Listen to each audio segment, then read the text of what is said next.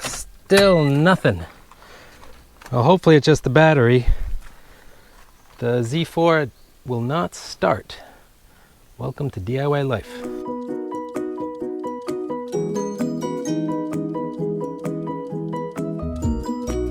It's not even trying, and that's after several hours. I do think 12.3 volts is a little low.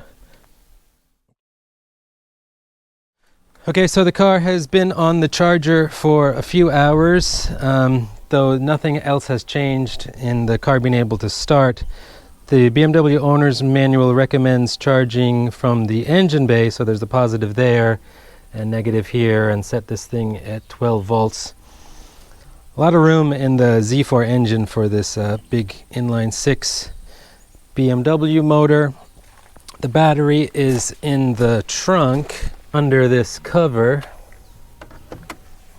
is the battery. It is written on there 72,000 yada yada kilometers, which is about 18,000 kilometers ago, and the date in Japanese, Heisei 30, August 8th, 88.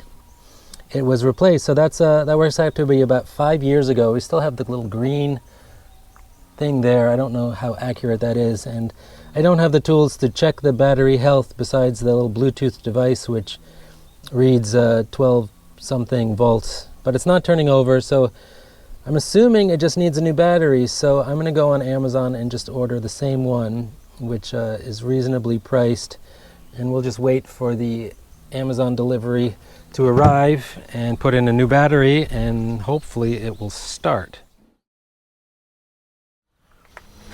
Okay, so the old battery and the new battery.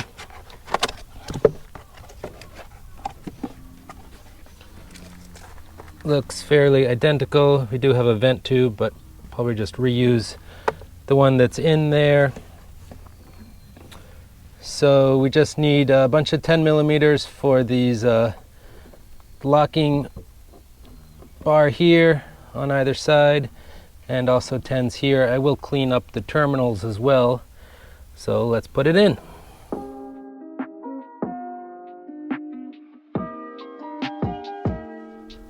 Okay, so the battery is in. Here's the moment of truth.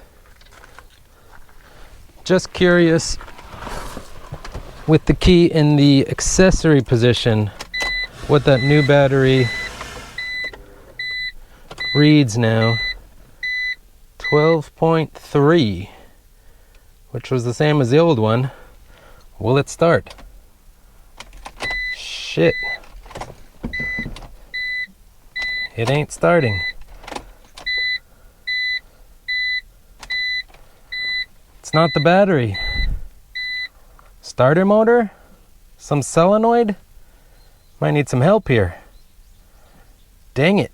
Okay, so down here we have, I believe, the starter and the starter solenoid. I think that's the solenoid. And under there is the starter. And if you pay some time on the forums, people will say, bang on that with a hammer. So that's what I did.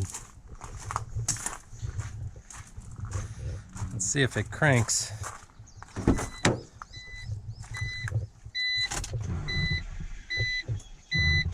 Yeah. So it gives it's trying now. So I think, in fact, the battery was okay, but the starter decided to go bad. So we're gonna have to replace the starter, is my guess. Okay, just a few days later, and the starter arrived from Rock Auto. I'll leave a link to it in the description, but shipping to Japan and the starter still under $100, so pretty reasonable. I went with this one. It says it's a Bosch, but made in China, but it has a kind of a inspection sheet, which is interesting. It passed. So hopefully it does the job.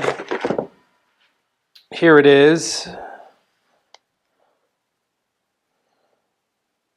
It bolts into the car like that. There's some electrical connectors, kind of one hidden away back there, which is an 8mm and a 10mm, and this is a 13mm. So first job will be to get the old starter out of the car. I laid out the tools that hopefully I need. You do need one of these star pattern Torx. I don't know if they're called the Torx T something, T14. Maybe a mallet, headlamp, some wrenches. I've got a 10mm and an 8mm little wrench taken from the newly departed Mercedes-Benz toolkit. I said goodbye to the car, but I kept this. So plan is to get the old starter out. In the Z4, it does seem like there's access without having to remove the intake manifold, which looks like a 3-hour kind of big job. So hopefully I can just get it out without removing basically anything, just disconnecting the wiring and of course disconnecting the negative terminal and the battery first. So let's do that, and then we will try to remove the old starter, put in the new one, and hopefully it works.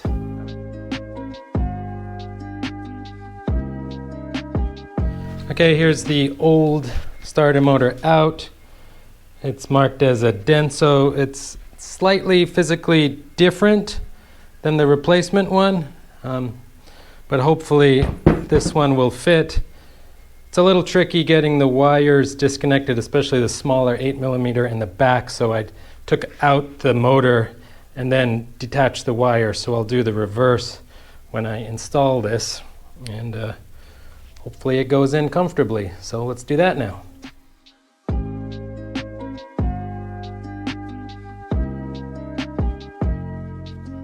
Okay, so we got the old starter out and the new starter in.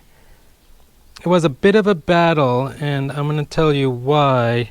There is this kind of locating pin here. There's the 2 bolts that go on either side, but there's the locating pin in the middle. And on the replacement one, it was a really tight fit, and it wasn't seating properly, so I spent a long time kind of wiggling and trying to bang it into place. But eventually I took it back out again, and then I just used a Dremel tool and simply dremeled out that opening a bit more so the starter fit into place. So I recommend doing a test fit first before you put all the wires on. And also, as far as connecting the wires, yeah, it's much easier to connect the 2 small wires before you bolt the starter into place. But it's in, all the wires are connected, the battery is connected, the negative terminal is back on, so the moment of truth awaits. First, let me get the key. Okay, here's the key. Will it start? Yes! The sweet sound of success.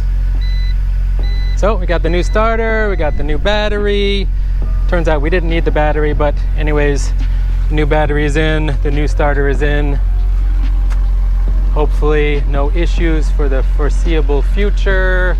So I hope this video is helpful. If you watch it, please like and subscribe, and I'll catch you on the next one. Thanks for watching.